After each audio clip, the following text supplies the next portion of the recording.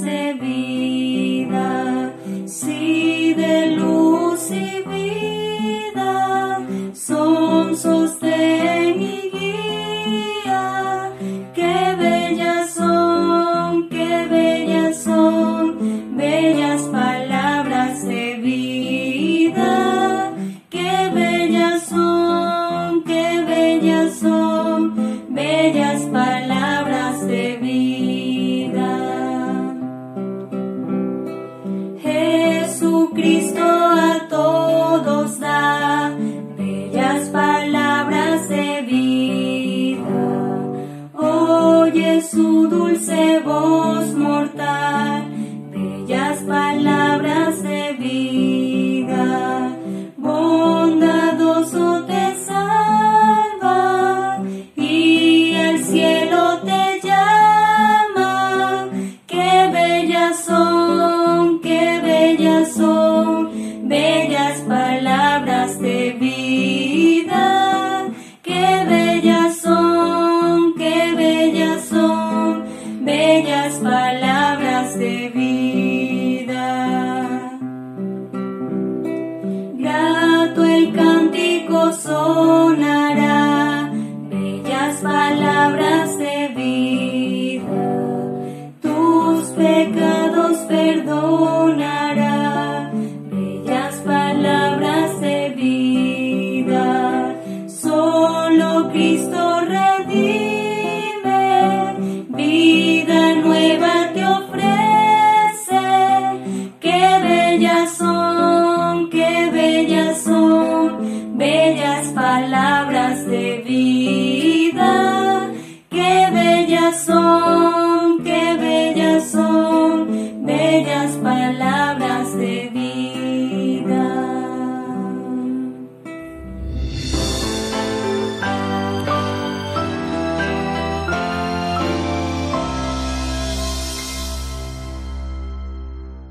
Muy buenos días, queridos hermanos. Estamos comenzando septiembre y hoy es un servicio muy especial. Tenemos Santa Cena y qué bueno poder reunirnos en la iglesia ya con la presencialidad, pero ustedes que no pueden venir desde sus casas, de alguna manera estamos conectados y eso gracias al Señor.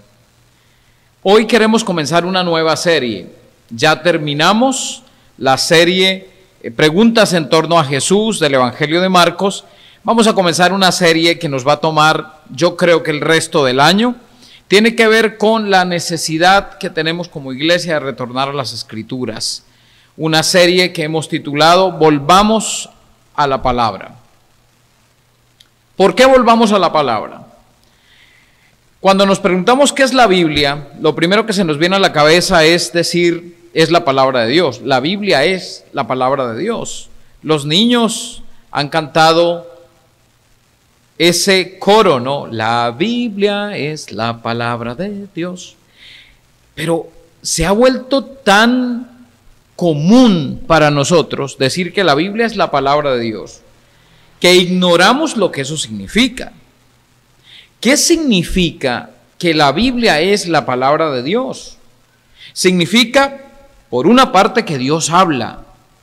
Y hay unos receptores. Sí, hubo escritores humanos y por eso decimos que la Biblia es la palabra de Dios escrita en lenguaje humano, porque hubo escritores a través de varios siglos que se dedicaron a, guiados por el Espíritu Santo, escribir lo que hoy tenemos como las Escrituras, como la voluntad de Dios, Dios mostrándose a sí mismo, revelándose.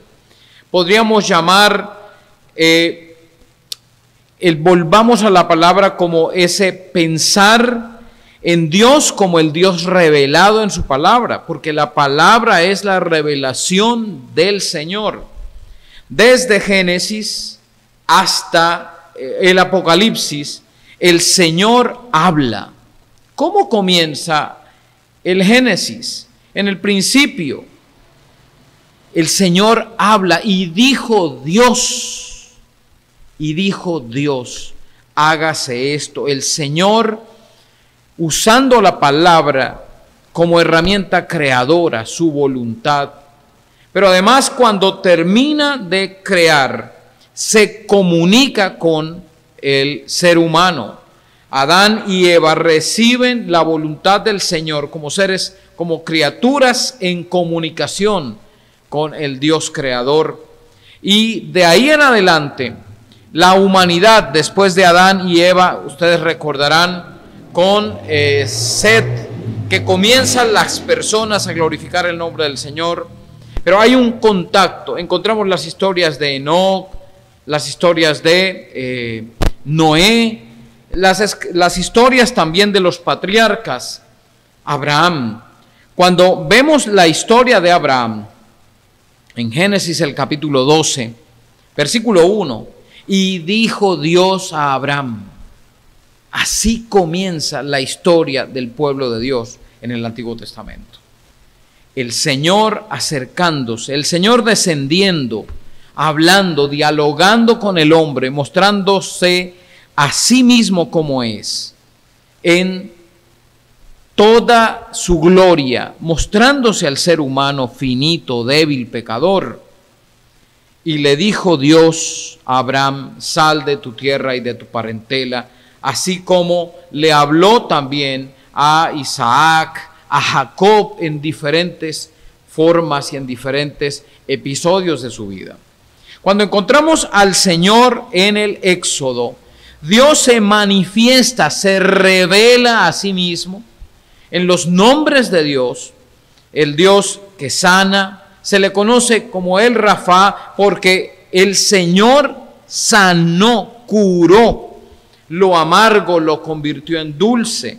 Vemos al Dios proveedor cuando Abraham ve que en lugar de su hijo hay un carnero trabado y el Señor provee, el Jireh. El Señor se da a conocer, se revela al ser humano, no solo a través de las Escrituras, sino a través de la experiencia de su pueblo.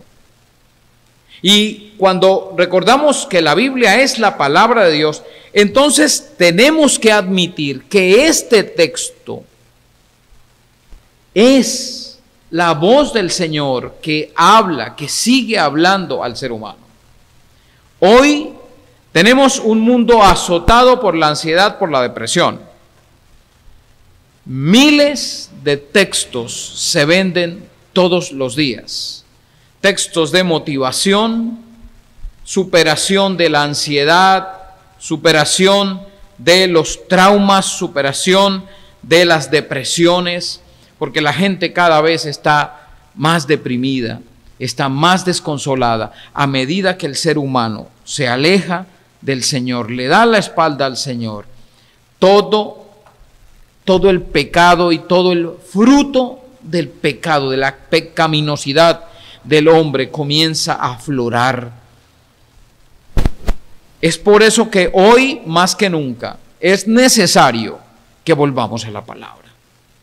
Y a través de los siguientes domingos vamos a ver cómo el pueblo del Señor escuchaba, se relacionaba con el Dios que los había formado y cómo el pueblo de Dios tiene que escuchar paso a paso la voz de su Dios. Para terminar recordando que el Dios de la palabra se ha encarnado.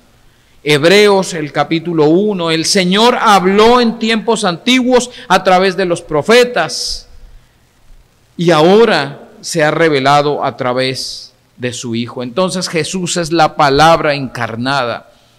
Y no solamente las Escrituras, la palabra de Dios escrita del Antiguo Testamento, sino que además de las Escrituras en el Nuevo Testamento, en el Nuevo Pacto, es el mismo Jesús encarnado, el mismo Dios encarnado, quien nos habla con su vida y se sigue revelando. De hecho, ¿cómo se llama el último libro de la Biblia? Apocalipsis. ¿Y qué significa Apocalipsis? Revelación. El Señor revelándose y revelando su voluntad y dando compasión y dando apoyo a la iglesia perseguida alrededor del mundo en los tiempos. Y es tan necesario que hoy retornemos a las Escrituras. Hoy quiero compartir un mensaje titulado El Dios que se comunica. Ya leímos Éxodo capítulo 3. Les invito a que leamos un poquito más atrás y recordemos algo. Éxodo, el capítulo 2, versículos 23 al 25. Esos son los versículos previos al capítulo 3 de Éxodo. Aconteció después de muchos años que el rey de Egipto murió. Los hijos de Israel gemían a causa de la esclavitud y clamaron a Dios, y el clamor de ellos a causa de su esclavitud subió a Dios. Escuchen, subió a Dios el clamor de ellos. Dios oyó el gemido de ellos, se acordó de su pacto con Abraham, con Isaac, con Jacob. Dios miró a los hijos de Israel y reconoció su condición. El Dios que se comunica. Y esto que está previo, antes de nuestro pasaje, nos habla del corazón del Señor, de ese Dios que se comunica. Les invito a orar para comenzar. Padre, aquí estoy con tu palabra.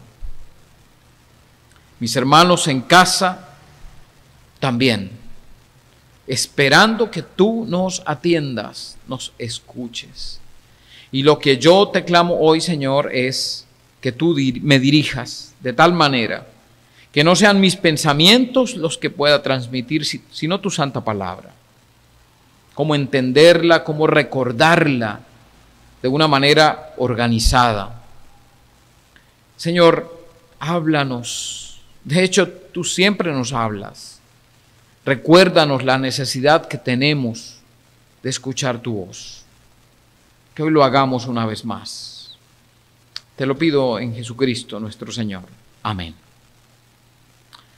El pueblo de Israel está sometido por Egipto. Moisés, los primeros 2 capítulos de Moisés nos recuerdan su historia, sus inicios, el origen de Moisés.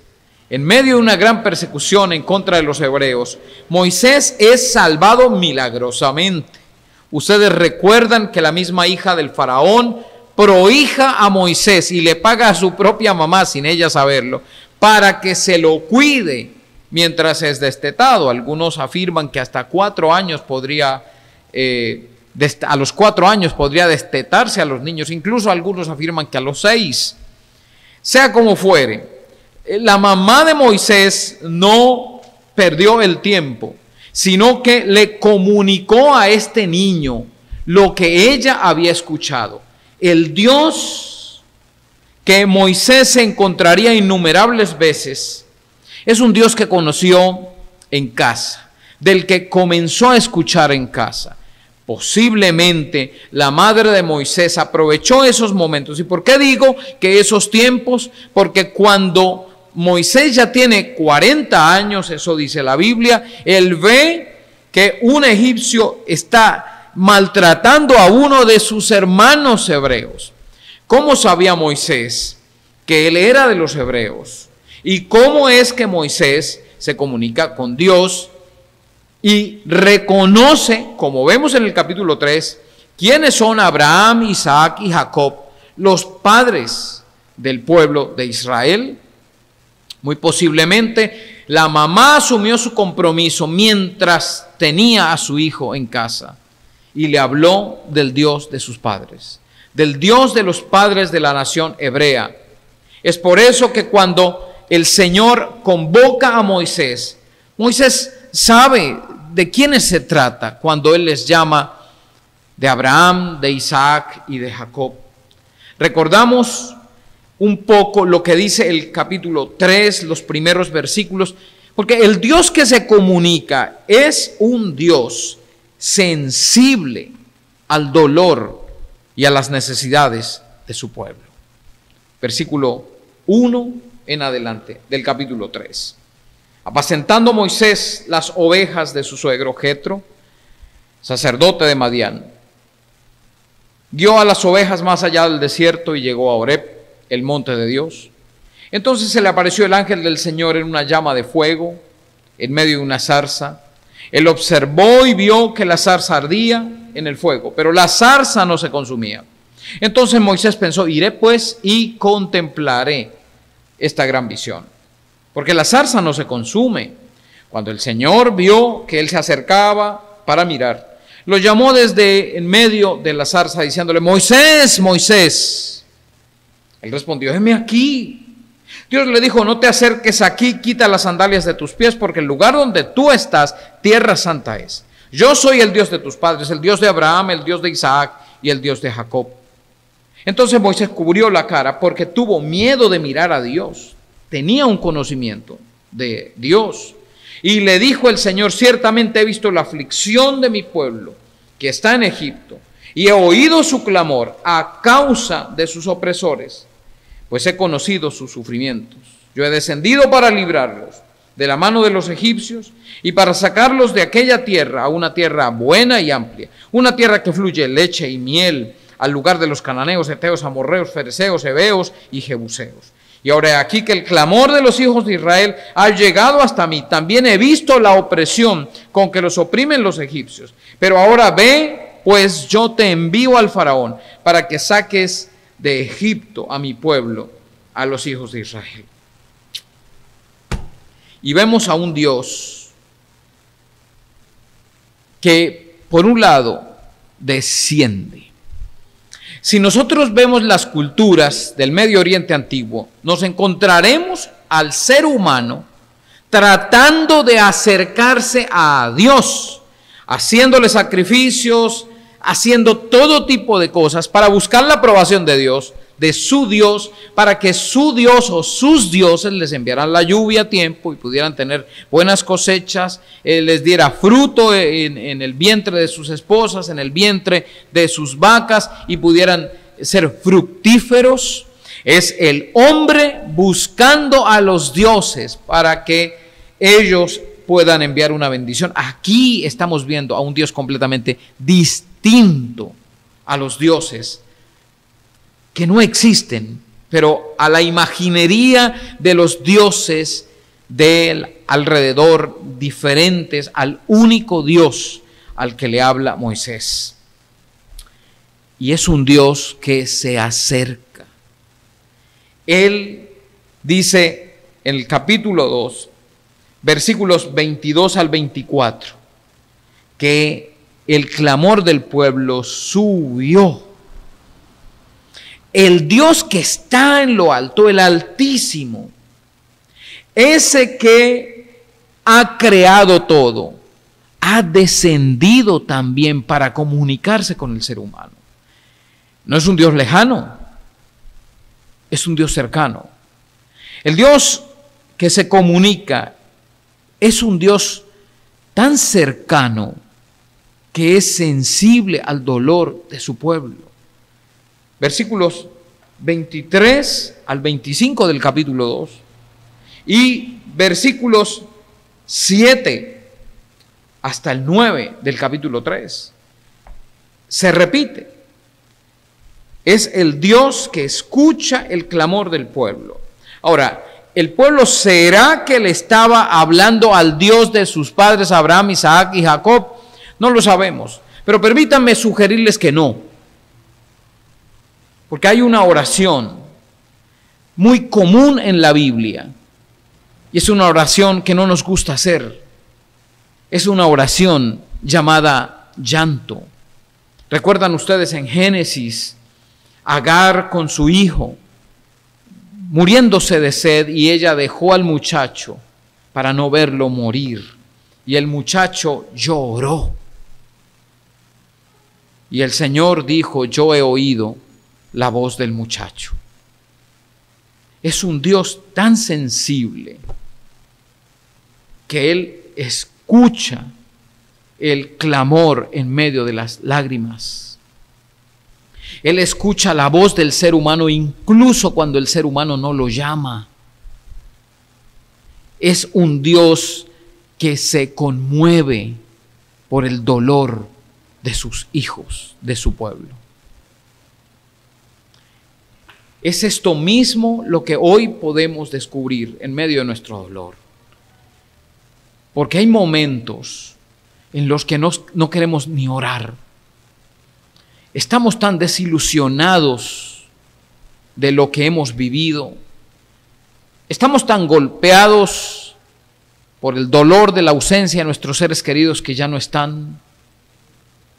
Nos sentimos tan solos y muchas veces ni siquiera una oración al Señor sale de nuestra boca. Una oración que no sale de la boca, una oración que sale del corazón y de los ojos, una oración llamada llanto. Es un Dios que no solo desciende a comunicarse, sino que se comunica al ver el dolor del ser humano. Hermanos, no caemos frecuentemente en la tentación cuando estamos con algún dolor, con algún sufrimiento, de buscar a hombres que nos consuelen, a personas que nos consuelen. Y muchas veces nos consuelan. Pero hay una crítica para el pueblo de Dios hoy también. ¿Por qué buscamos primero a las personas y no al Señor? Si Él es un Dios compasivo y misericordioso, así se ha dado a conocer el Señor. Es un Dios que le conmueven las lágrimas. A Él no le molesta el llanto del ser humano, le conmueve su llanto, le conmueven sus penas y se acerca para escuchar y atender la voz de los ruegos, independientemente de si le clamamos a Él o simplemente lloramos. El Dios de Israel es un Dios que se acerca a ver, a escuchar, a reconocer el dolor, las lágrimas de un pueblo que está sometido por el pecado. ¿Por qué por el pecado? Porque la opresión egipcia no es otra cosa que eso, la manifestación del pecado del ser humano tratando de aplastar al otro mientras crece. El dolor de la injusticia, al Señor lo conmueve también eso y desciende y se comunica y habla. El Dios que se comunica no es solo un Dios que es sensible al dolor de su pueblo, sino también es un Dios misericordioso ante el pecado de sus siervos. ¿Quién es Moisés? A ver, el Señor desciende y va a buscar un liberador, alguien que dirija al pueblo de Israel. ¿A quién busca? A un asesino. Sí, no temas llamarle así. Porque en el mismo capítulo 2, versículos 11 al 15, se nos relata la historia del Moisés que es tan testarudo y tan mal geniado, tan explosivo, que golpea con tal rabia y fuerza al egipcio que lo mata y lo entierra y se va como si nada. Es un hombre insensible. Sí, tengo que llamarlo así, porque él no huye después de matar al egipcio. Él huye después de ser descubierto por sus hermanos los hebreos, cuando le dicen: ¿quién eres tú para ser, quién te ha puesto sobre nosotros como juez? Y ahí teme porque fue descubierto.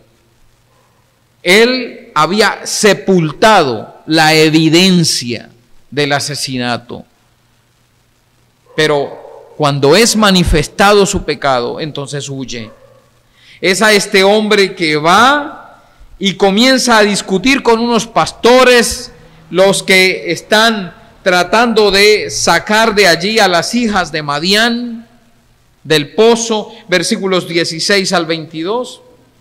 Es un tipo tan mal geniado que se va a pelear con varios hombres y las defiende a ellas. No es el más manso de entre los hombres, pero es un hombre que fue formado 40 años en el desierto sufriendo como pastor de ovejas. Qué humillación tan grande después de ser uno de los más grandes del imperio, más grande de la época, los egipcios. Ahora es un pastor de ovejas. Es el Señor moldeándolo, porque Dios no busca hombres perfectos para su servicio. De hecho, no es solo Moisés. Busque uno solo de los siervos de Dios, de los que se cuenta su historia, y usted encontrará que ni siquiera uno solo está libre de pecado. Usted me dirá, José compraba barato y vendía costoso, y así fue como se enriqueció Egipto. David, ni para qué lo recordamos, ¿cierto? Sansón, ¿qué me dicen en el Nuevo Testamento de Pedro? Los hombres más cercanos al Señor, los siervos del Señor, fueron tan débiles como usted y yo. Entonces, antes de juzgar a un siervo de Dios, independientemente de lo que haga, tenga cuidado. No sea que usted esté lanzando un juicio, pretendiendo ser mejor de aquel a quien está señalando. Ser un siervo del Señor no se trata de ser impecable. Se trata de haber sido tocado por su misericordia y por su gracia. Así nada más. El Señor había preparado a Moisés como líder. Lo había preparado en armas, en fuerza, en el intelecto, en todo lo que tenía que entrenarse un hombre para poder liderar un pueblo tan grande. El Señor lo formó en Egipto. Después formó su carácter en el desierto y ahora lo llamaba. Y ni siquiera Moisés. Moisés posiblemente estaba luchando con su ego unas décadas atrás, pero ahora no es un hombre que está luchando con su ego. Si ustedes leen los capítulos 3 y 4, principalmente el 4, se dará cuenta de que Moisés dice, Señor, yo no puedo, me declaro incompetente para hablar al pueblo y para dirigir al pueblo. Porque es el Señor que es misericordioso ante el pecado de sus siervos. Solo por una cosa Moisés fue líder sobre Israel, porque el Señor lo llamó. Nada más. El Señor sigue llamando, preparando y moldeando el carácter de sus siervos. ¿Quién es usted para criticar? ¿Y quién es usted para criticarse a sí mismo? Para decir, el Señor jamás podría usarme a mí. ¿Es que usted es mejor que yo? No lo creo. ¿Es que usted es peor que yo? Tampoco lo creo. Somos humanos pecadores, llamados por un Dios que se comunica y que además es misericordioso para tomar al hombre en medio de su pecado y usarlo como Él quiere.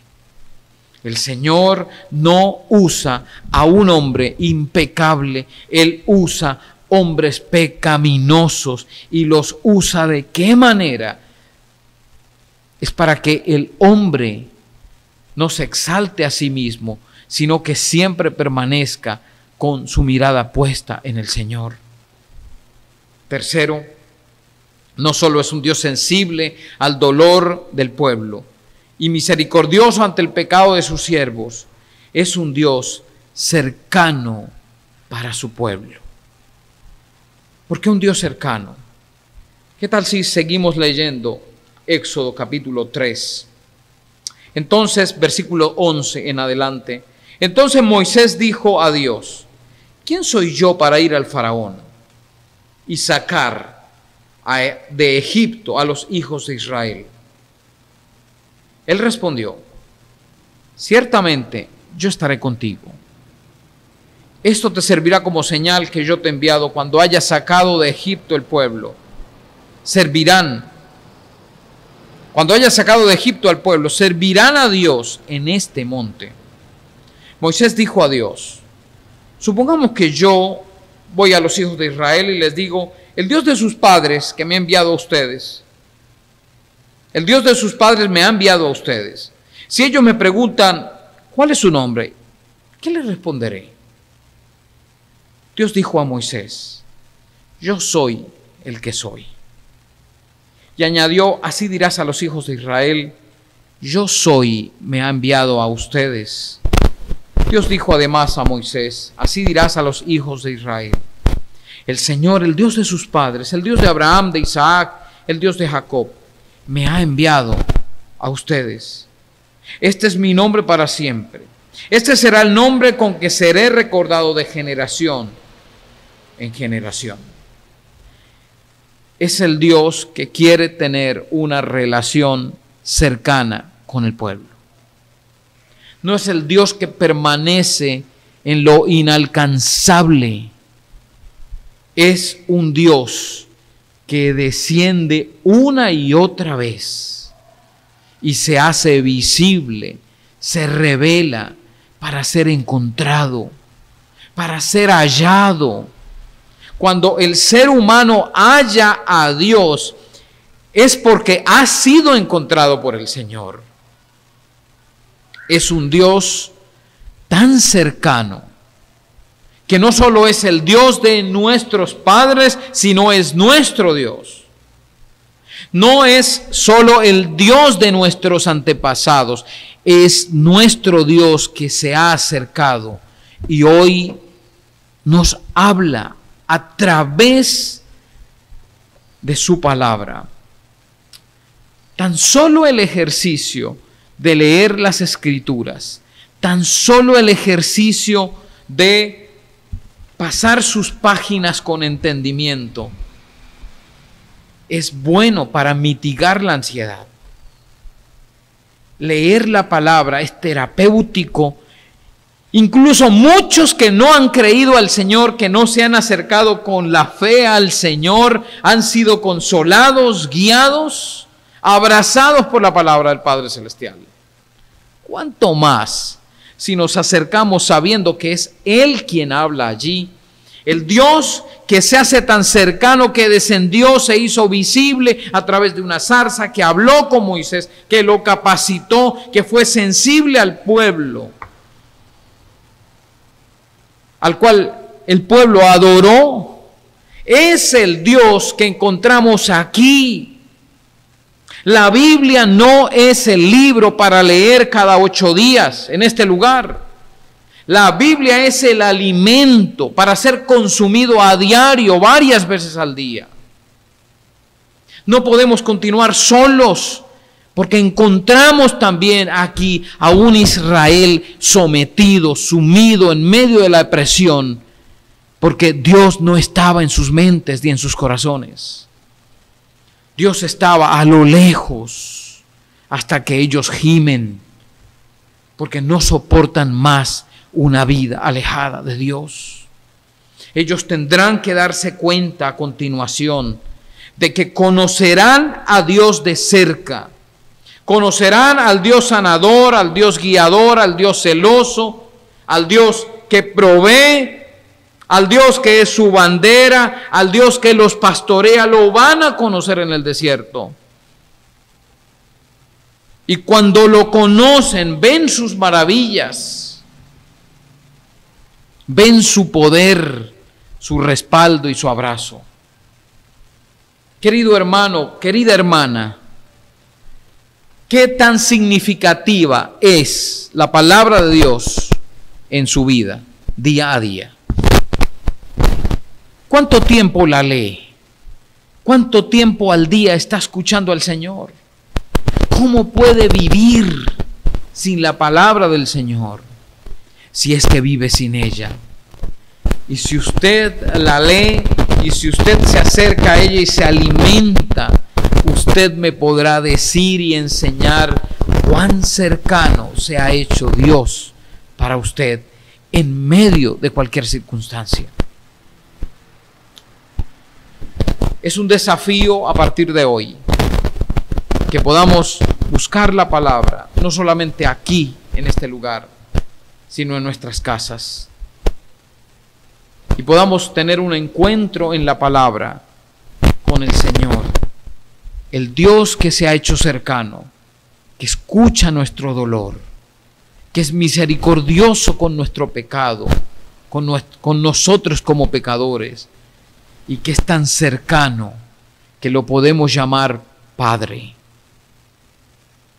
Y es aquí que quiero terminar, con decirles y con recordarles que el Dios cercano se hizo aún más cercano a través de Jesús. El mismo Jesús que enseñó a una nación, a un grupo grande de discípulos: cuando ustedes oren, díganle: Padre nuestro que estás en los cielos. Nadie antes había llamado de manera personal, por lo menos no en las Escrituras, a Dios como Padre, a través de la fe en Jesucristo.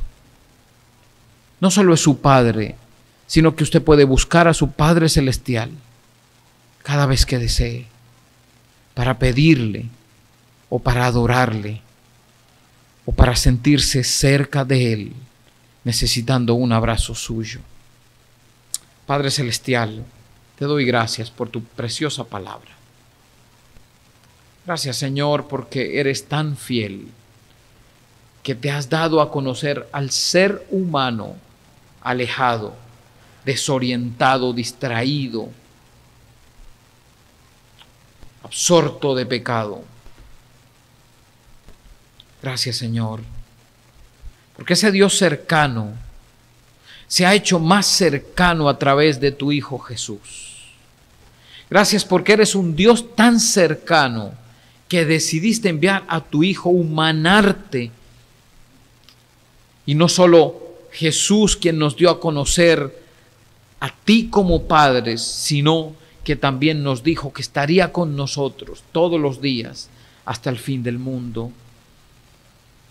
Enséñanos, Dios, a reconocerte en tu palabra, a ansiar tu palabra, esa que transforma, que restaura, que consuela.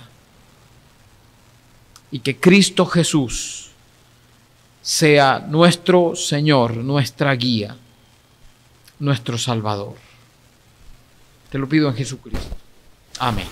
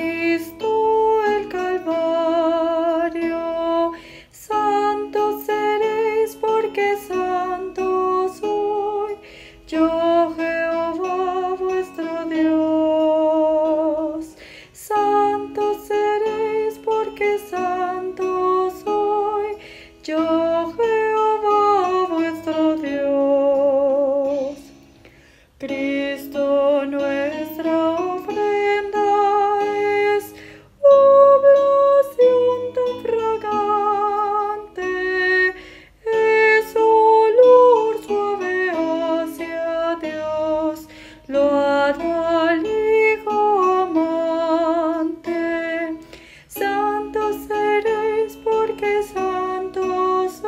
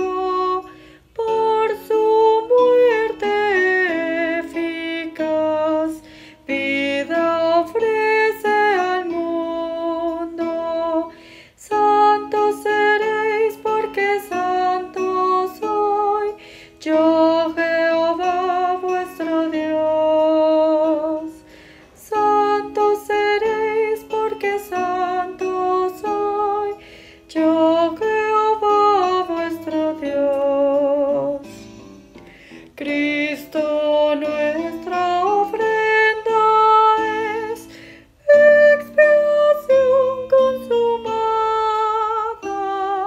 queda satisfecho Dios y el alma limpiada. Santos seréis porque santo soy yo, Jehová vuestro Dios. Santos seréis porque santo soy yo, Jehová vuestro Dios.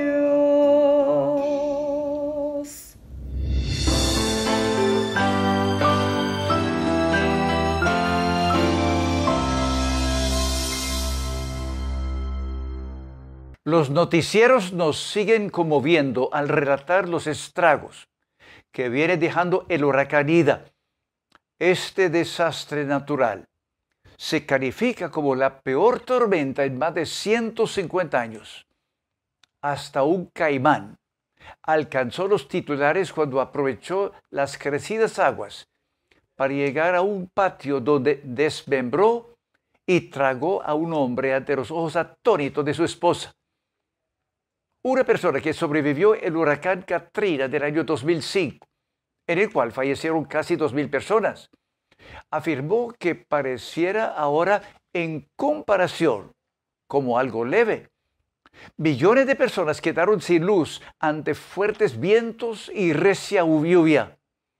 A pesar de los muchos refuerzos de protección construidos desde que el huracán Katrina arrasó árboles y viviendas de Nueva Orleans hace 16 años, sectores ahora han quedado destruidos en un 100%.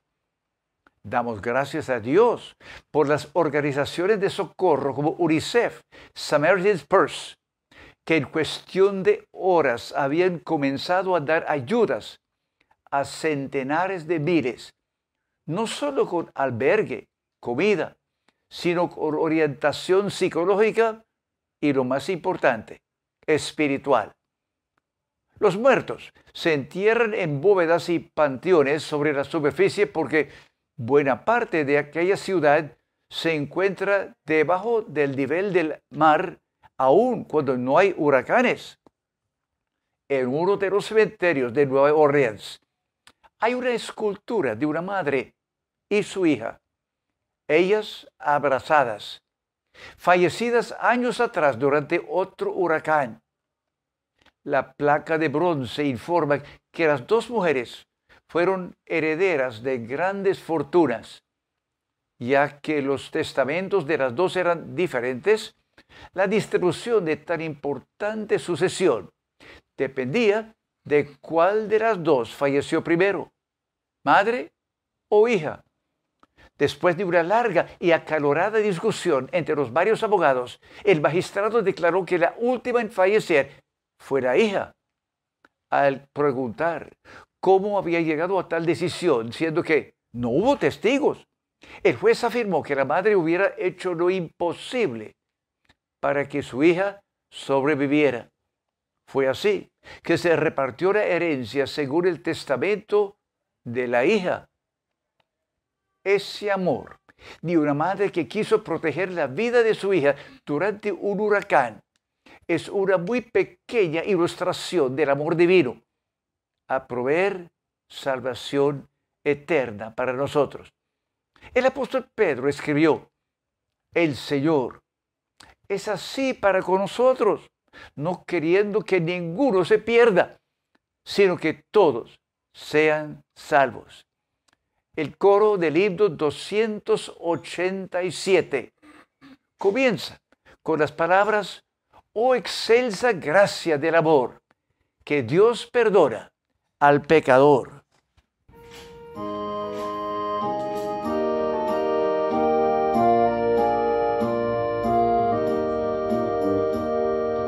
Por fe en Jesús el Salvador, se hace salvo el pecador, sin merecer tan rico don, recibe plena salvación. Oh excelsa gracia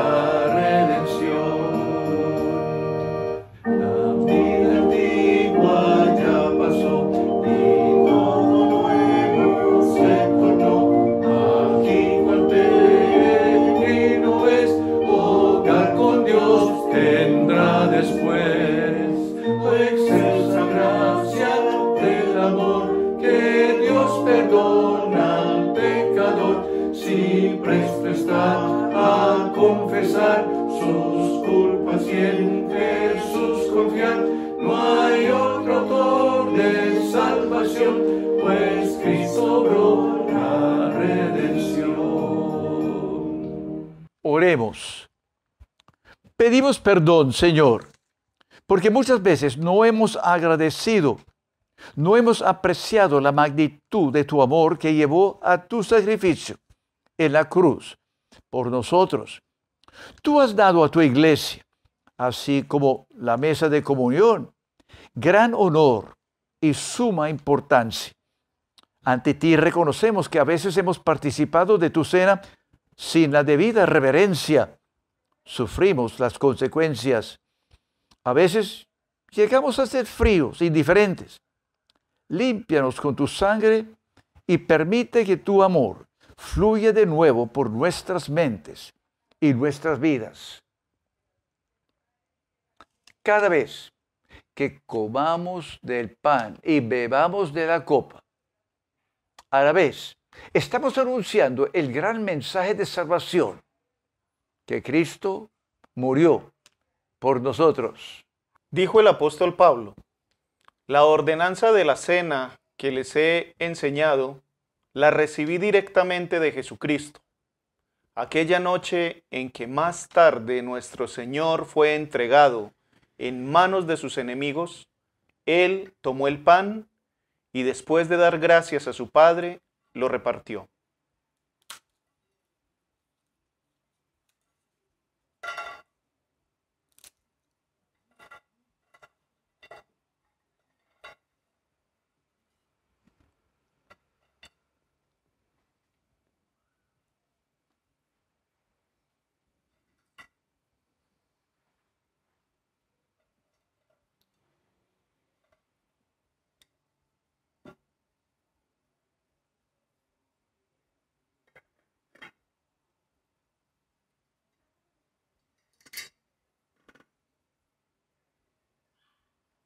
Jesús dijo: yo soy el pan vivo que descendió del cielo.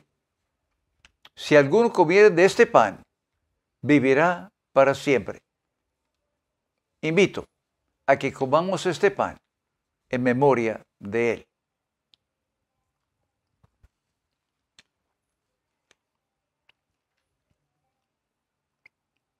Al terminar la comida, Jesucristo dijo: esta copa habla de la nueva relación con Dios a precio de mi sangre. Tomen siempre de esta copa para ayudarles a recordarme a mí.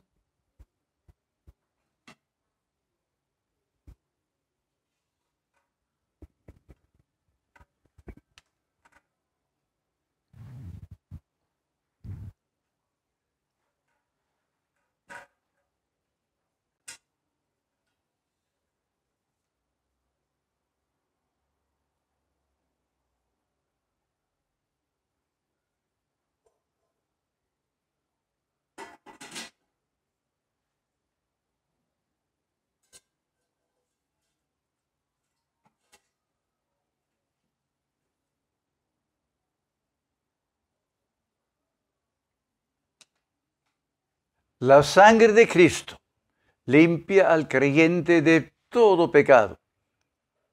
Cada vez que bebamos de la copa, sí, hagámoslo en memoria de Él. Tomemos, hermanos.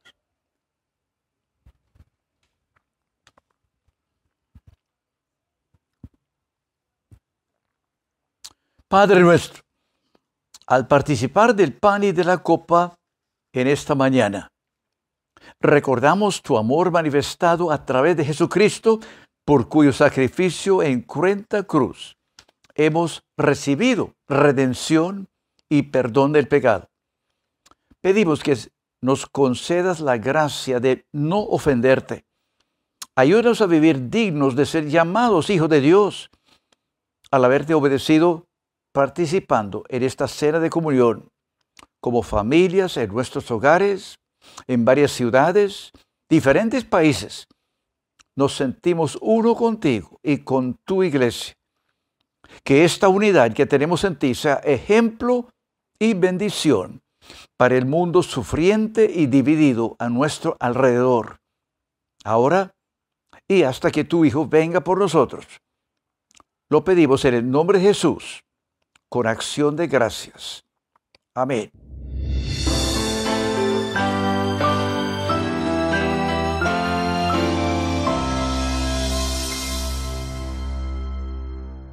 Jorge Matheson estaba solo, muy solitario esa noche, sufriendo amargamente en Escocia. No era dolor físico, ni siquiera pesar por haber sufrido ceguera parcial a los 18 años, terminando completamente ciego. Sentía angustia de espíritu al enfrentar su triste futuro. Jorge recordaba la pena que le quebrantó cuando su prometida comprendió que el seminarista seguiría perdiendo la vista y por eso rompió el compromiso de matrimonio. Ella le dijo que jamás podría ser la esposa de un pastor religioso totalmente ciego. Ante las duras palabras de su amada, Jorge había tomado la difícil decisión de nunca casarse.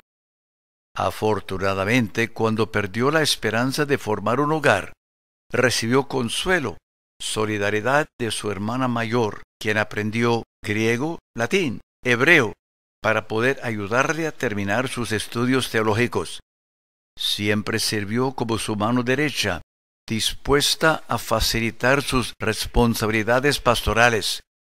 El 6 de junio de 1882, él ofició la boda de su otra hermana. Cuando su familia, los amigos se habían ido a festejar el casamiento, Jorge prefirió quedarse en la casa pastoral, sin ánimos de participar en tanta celebración. No encendió ninguna lámpara porque esa luz no cambiaría la acostumbrada oscuridad física. Necesitaba luz interna ante la soledad y el dolor emocional que le oprimían hacia un abismo negro de depresión. Su corazón clamaba por el consuelo a Jesús.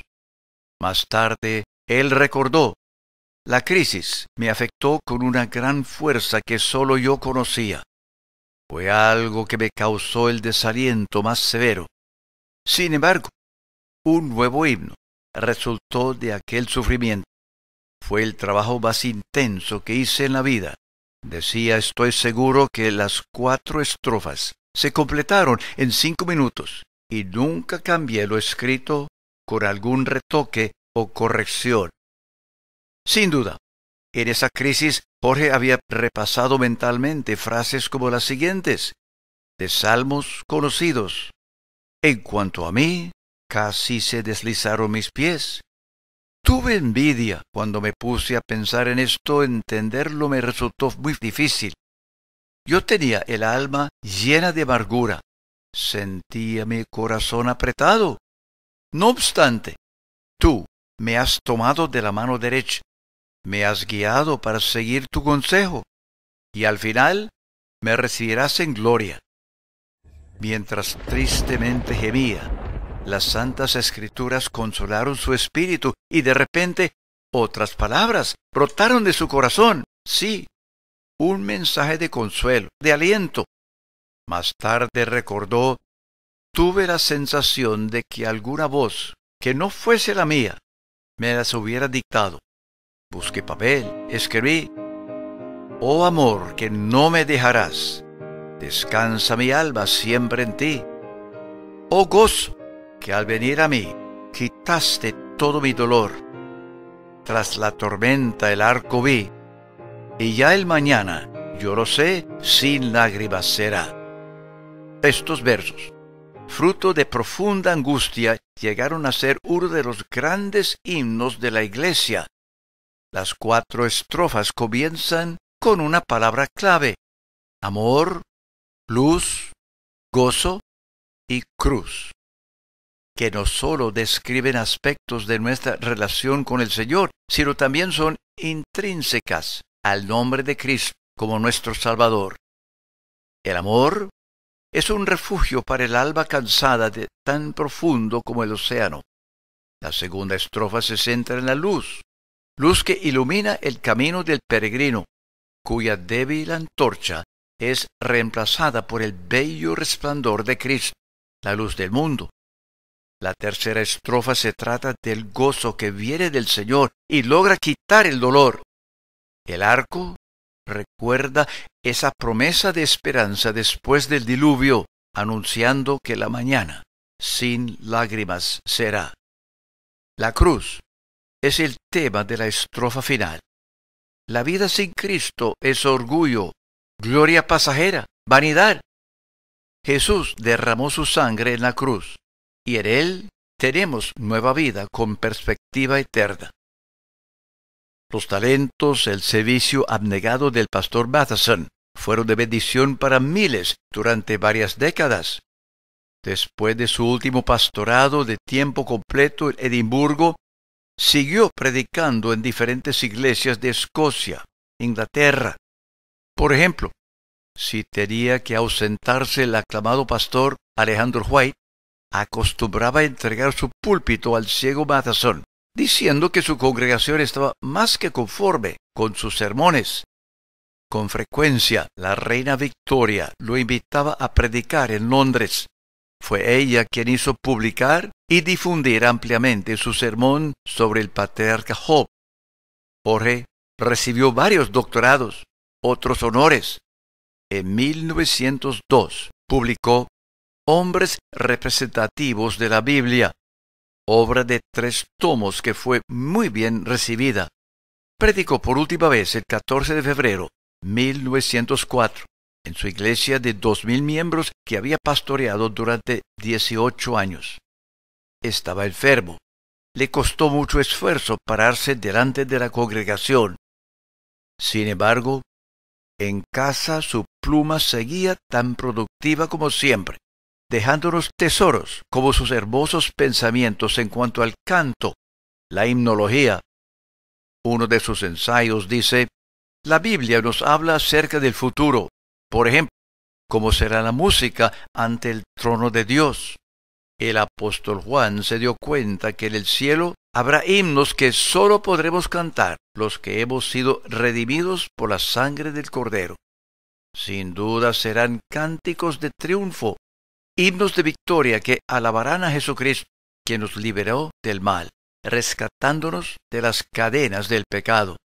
Ningún ángel, ningún arcángel podrá cantar con la misma autoridad por no haber experimentado aquella transición, pasar de ser esclavos separados de Dios a ser hijos perdonados.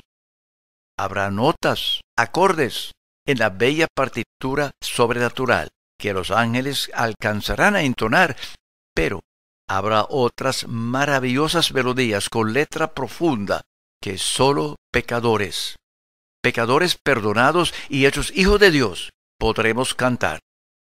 Como hijos, ahora estamos recibiendo un entrenamiento musical del Padre Celestial, quien nos prepara para formar parte de aquella gran coral eterna. Hay himnos que únicamente aprendemos estando en el valle. Ningún maestro nos los puede enseñar, ya que esa música brota de la experiencia personal. Son himnos que reflejan el contenido del corazón, descargando las memorias, las sombras del pasado, para transportarlos por las alas de la comprensión espiritual.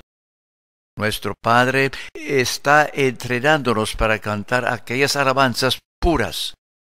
Algunos afirman que Dios envía la tristeza con el fin de probarnos, pero también sé que esos momentos de melancolía nos están puliendo para poder cantar, dando adoración gloriosa al Señor.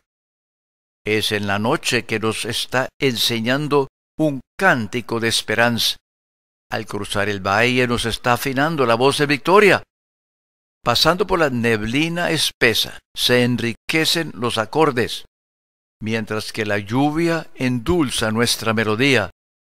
En el frío recibimos abrigo para poder cantar. Al sentir miedo, Dios perfecciona nuestra fe para cantar con confianza. En la Academia de la Tristeza hay motivos para cantar al Señor, quien nos prepara de manera única para tomar lugar en esa gran coral celestial. Nuestro canto allá será del agrado eterno al Dios Todopoderoso. El final de la vida de Jorge Matheson se acercaba. Terminó su ministerio en público pronunciando la invocación durante un culto en el muelle de la ciudad, pidiendo protección divina sobre los marineros, pescadores del condado. El 27 de agosto de 1906, como de costumbre, pasó el día leyendo y escribiendo. Se acostó a su hora habitual. Como a la 1:30 de la madrugada, su hermana fue despertada por un fuerte gemido de su hermano en el primer piso. Al bajar rápidamente las escaleras, encontró que Jorge ya no podía hablar. Sin embargo, sonreía, sabiendo que su vida terrenal se culminaba, que iba a casa de su padre. Murió con el rostro iluminado de gozo. La muerte de Jorge Matheson impactó al país. Mensajes de agradecimiento por su ministerio llegaron desde muchas partes del mundo. El sábado 1 de septiembre se celebró el funeral en la iglesia más grande de la localidad, y el sepelio tuvo lugar en el panteón familiar del cementerio municipal de Glasgow. Su tumba fue cubierta de rosas, mientras que una multitud recordaba su constante servicio amoroso hacia los demás. Su último libro, Mujeres representativas de la Biblia, fue publicado después de su muerte. Por medio de su poesía, Oh amor que no me dejarás, escrito hace 138 años, Jorge Matheson será honrado por mucho tiempo, y Dios será glorificado donde quiera que se canten himnos.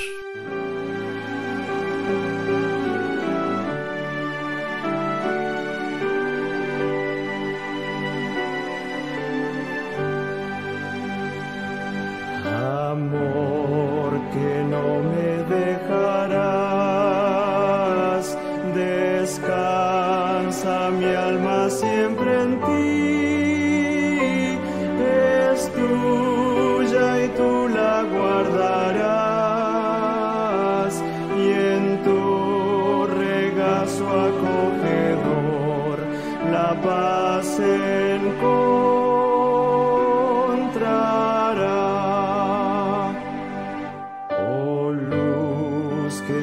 Sendero vas, mi antorcha débil rindo a ti, su luz apaga el corazón,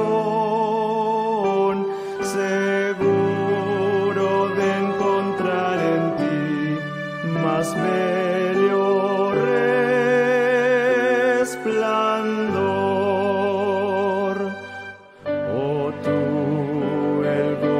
Que por mí sufriste aquí mortal dolor,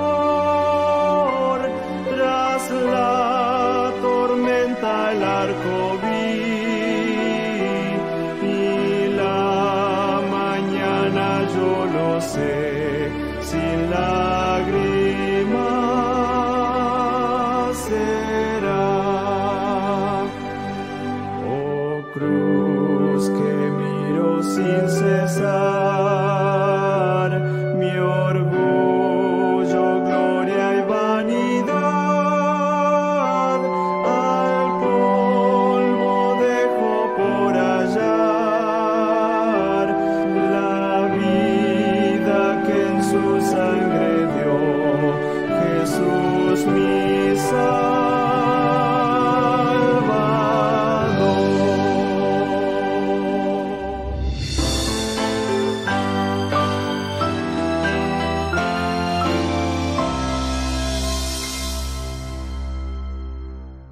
Muy buenos días, hermanos. Me corresponde hoy, como casi todos los domingos, compartir con ustedes los anuncios para esta semana del 5 al 11 de septiembre. Comenzamos recordando, como siempre, los cumpleañeros de la semana que ayer acabó.